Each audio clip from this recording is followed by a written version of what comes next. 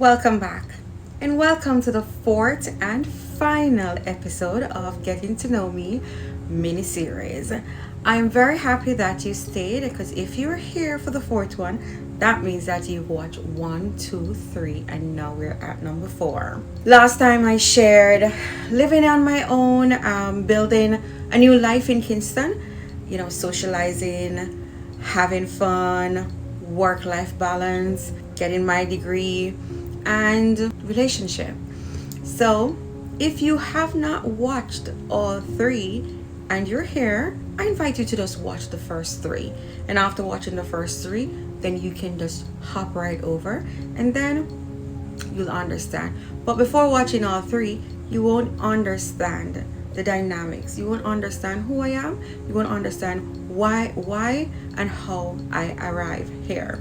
So today I'm having tea because it's the final episode, and you already know that I'm a wine girl, I'm a tea girl, and a scotch girl. So I'm just being relaxed in a relaxed environment with you right now. My hair is down, I am cross-legged, and we're just here to talk. And this episode will speak about where I'm at now and how I got here. It's the migration aspect of why and how I got and made the decision to migrate. So let's dive in to moving to the US, getting the courage, stepping out of my comfort zone, and taking the leap. So take a breath, have a seat right or left side of my couch, and grab yourself a tea, grab yourself some wine, grab yourself some water, whatever it is, because we're going to finish this episode on a high. You're going to learn things that you've never known. I probably say things that I'm backtracking on.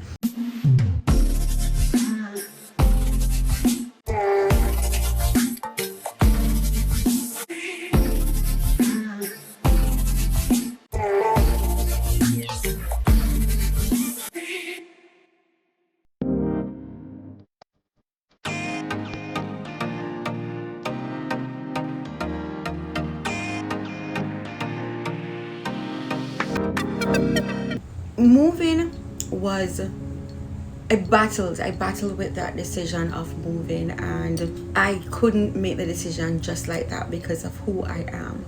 I'm a planner by nature. I'm not spontaneous, and I am very strategic. I think about everything that I do before doing it.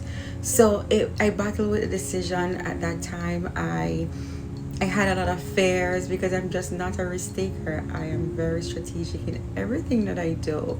Some people may say it is controlling, but I say it's strategic. But during the process of and the time that I was supposed to make the decision, I was battling with it. And before making the decision, I was back and forth, Jamaica to US, because again, my sister, that girl, she's gonna be the death of me. She migrated, and I didn't migrate with her and for her at that time because I was traveling. But I was spending more time in the US than I was spending in Jamaica because my job was flexible at that time. I was a marketing consultant at the AIDS Healthcare Foundation, and I could work from home anytime, so I could travel and I could work. So at that time, I traveled and I worked while I was there, and I would spend time here all holidays, birthdays. This girl would cry. The first year, she cried for Christmas. So I started traveling for all holidays just because of her, and I was spending more time here. So that was part of my reason to make the decision. But other reasons influenced my decision. It was in the time of COVID, and as a marketing consultant for the AIDS Healthcare Foundation, I was more into all the events that was taking place, and COVID struck. So I couldn't plan events. The first event, I couldn't do anything because it was outdoor activity and everybody had to, you know how the COVID situation was. So my job was being affected as well. And, I was like, okay, things are going to go down, yada yada. And then Another factor was a small part. It didn't influence the move, but it was a benefit to the move as well. Was the fact that I was in a long distance relationship and I fell in love. I fell deeply in love with this person, and I think at that time I wasn't thinking about it of like, oh, I'm moving for this person or anything, because there was too much factors that was based on it, and I would have not moved for a person based on the person that I am. So, but it was a win-win. Anyways, I before moving, I had to. There are things that you have to do when you're making this decision of migrating. There are things you have to put in place: affairs, finances, getting rid of the things that you have, and all those things. So I went through that. Moving can be uncomfortable. It's an uncomfortable thing, knowing that you're jumping into the unknown, knowing that you're uprooting your life into something that you're probably not even ready for, because it's a new territory, it's new laws, new everything there is. So that was my thing. But the greatest part of my move was knowing that I was being reunited with my sister, and my nephew was there as well. And every time I traveled to spend time with them, I felt like a part of me was missing, and I was happier with them. It was the 80% of what influenced my move. But in all of this that I was trying to make the decision in my head, I still was 100 on it. And funny enough, a friend of mine took me to Mystic Mountain. Hey, that's the name of it, Mystic Mountain. And when I went there, I decided to go because I've never been. But when I got there, I had to take when you get to Mystic Mountain, the first thing is that you have to take the Sky Explorer lift. And I was terrified. I was like, oh my God, no, I'm not. You know what? I changed my mind. I'm not going. Because I'm scared of height like that. It brought you to the other side of where all the activities and the events are and stuff. And they said to me, hey, we came here and you already agreed to do a ride. We're going to do the zip line. I'm like, the who? The what? Me? No way. But we went on the zip line, and when I was there, I saw people and I was like, no, I don't want to do this. I think I'm going to die. I don't want to do this. So they put me on it and stuff. And the guys that were doing it, they were so jovial. They were so playful. At one point, when the first line, they let go, the guy shouted, oh my God, it's not buckled properly. I thought I was going to die. But that was them making fun, and I slid over to the other side quickly, and I was like, okay, I have all parts of me, all my limbs are there, I'm here, I'm okay. And then now afterwards, I think it was like a 5 flight that you crossed over and stuff, but it was great. I felt alive doing it, and then I realized something, that sometimes the things that we're most afraid of are the things that we might enjoy the most. Because honestly, by the 4th to the 5th one, I was enjoying it. It was just exhilarating. I had that thrill. I got over the fear of the heights. I got over the fear of going on the zip line, and I did enjoy it. And in that moment, I remember just thinking, you know what? I fear change. In that moment, I thought, I fear making that big decision. However, I don't fear change, because I was born in change. I changed just for change's sake. So confronting my fear led me to grow. In that moment, I had growth, and the life-changing decision was made in a quick second. by the time I was finished with that park, I made up my mind. I was like, I'm going to do this. So yes, I made a decision to relocate. However, in doing this, always remember that there are practical steps to take. The tips that I'll give you if you plan on migrating, sometimes we have to take the faith. Take a leap of faith, just dive in, because we never know. We never know what will happen. I sold out my belongings. I gave away what I needed to give. Sold my car. I sold my car. Yeah, I gave notices. I sorted my finances. I did all of that, but the internal preparation of leaving was the hardest part, because that time I'm leaving my family. I'm leaving my loved ones, and even though I'm going to be with my sister, I was leaving people that I was super close with, leaving my cousins. I was leaving my baby sisters. I went and I got very close to them. It was a decision that was hard, but one that I took, and it was essential for my life. When I moved here, I was going out, I was exploring. I didn't start working at the same time, but we were having parties at the house. The house was lit.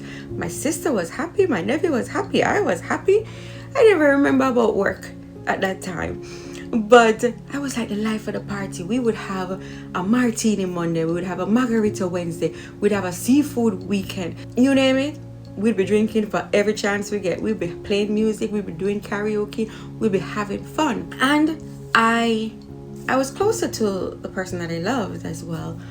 But it didn't feel like that was my reason, because I was just spending more time at home, just the same. I was spending more time, and I was happier being home itself too. But while this transition was happening, I can safely say I was blessed, highly favored, and loved. My sister made the transition easy and smooth, like it was so smooth for me. And I didn't go through a whole lot of nothing, horror stories or anything, because shortly after I started working, and my job itself was from home too. And I was doing that and still having a great time, still having a good life. But I was learning the system. I was learning the language. I was learning the dialect. I was learning so much things that it felt very foreign, literally foreign.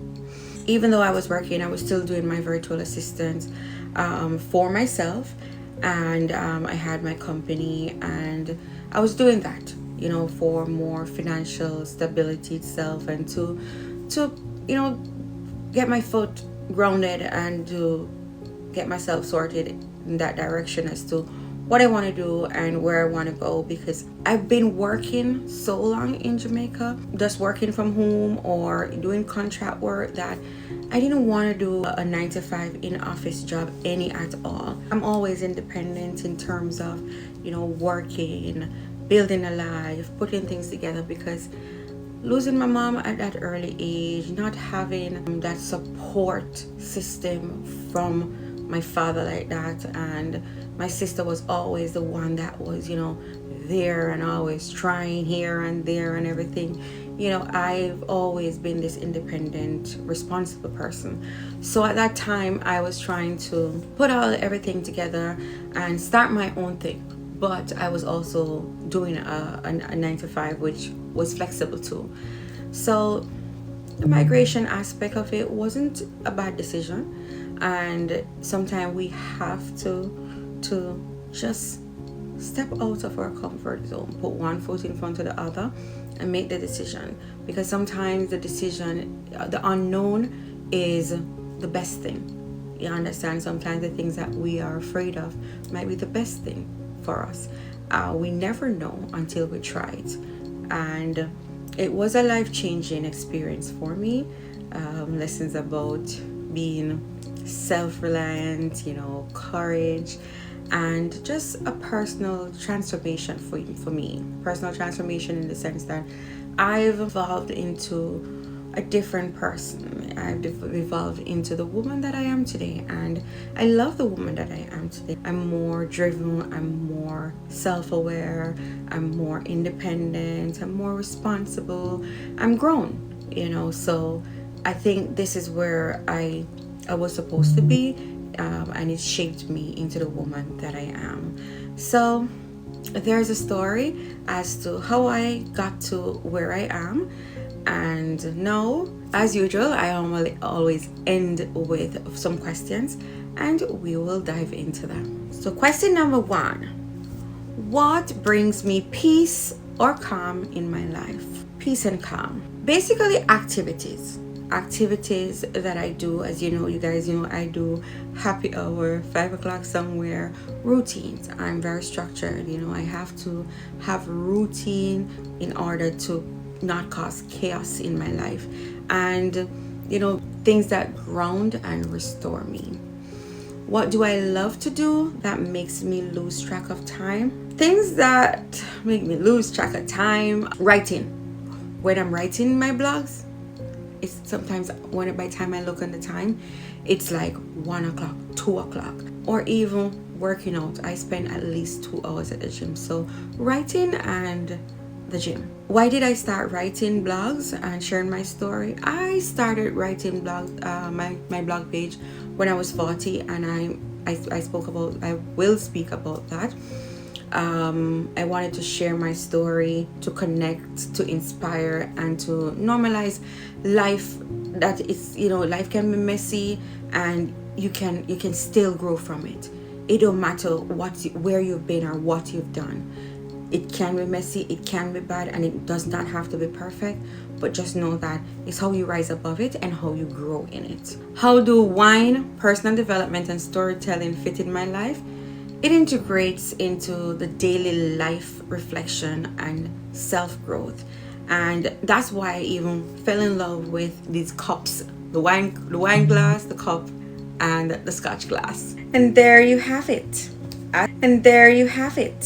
As promised, my 4-part Get to Know Me. I hope that you have learned a little about me, and just understand the dynamics of why I write what I write and why I can write about it.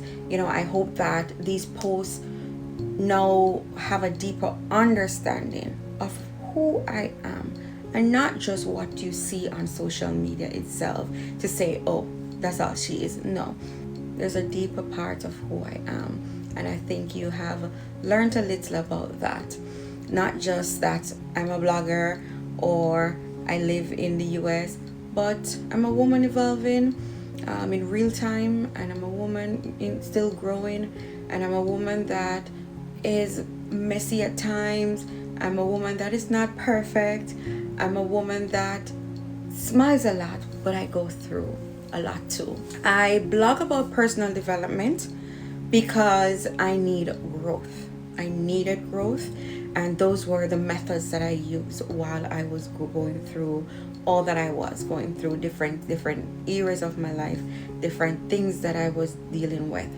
I shared life story because I've lived them from a first-hand experience, and I wanted to share with you, so you can, if it's relatable to you, then you know that you can rise above it. I offer dating inspiration because of my creative mindset and who I was in my relationship. I was always active. I was always an active planner, doing things. And you learn as well about some of my relationships that I've been through. I've been through situationship. I've been through vacationship. I've been through friendship. I've been through relationship. Like so many. But you will learn about them. And yes, I write about my wine and my scotch and my tea because somewhere along the line of the journey that I'm taking, I discovered the love for them. Maybe it's the cup that I like feeling, the way it paired with my emotions while I'm going through, my reflection, my healing, the laughter that it gives, and even sometimes the softer evening of relaxation that it offers to me too. So just know that this space is more than content. It's my truth. It's my experience. It's growing. It means it's growth in process.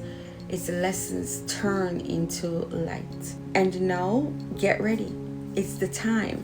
I've shared about me, and as promised, because the real reason for this blogcast was to discuss my blogs. It was to discuss the blogs that I've written already. If you've not read them, I hope you will read them, and to have a deeper connection and to unpack, to be reflective. You know, what is my weight behind the words that I write. So thank you for taking the time to get to know me. I hope you did. We're getting started. So stay real, stay raw, and definitely be vulnerable. I am Latnovia, and this is RRV, Real, Raw, Vulnerable, the place where we say the things they don't. No mask, no filter, just honesty. Besos. Love you all. Let the journey begin.